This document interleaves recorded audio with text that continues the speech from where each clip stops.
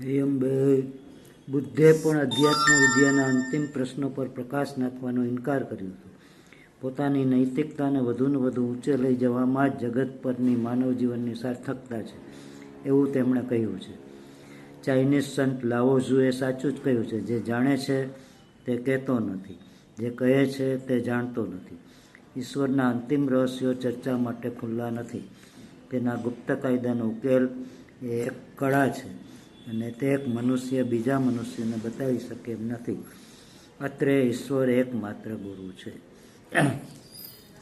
ગુરુર બ્રહ્મા ગુરુર વિષ્ણુ गुरुर्देवो महेश्वर. गुरु कृपा हो जाए बाद में ही ईश्वर की कृपा होगी, ये सच्ची बात है. पहले सच्चे गुरु ढूंढो, खूब नाम जप करो, सामने से गुरु आएगा और आपको रास्ता बताएगा. यही गुरु कृपा है, बाद में ईश्वर को आप प्राप्त कर सकोगे.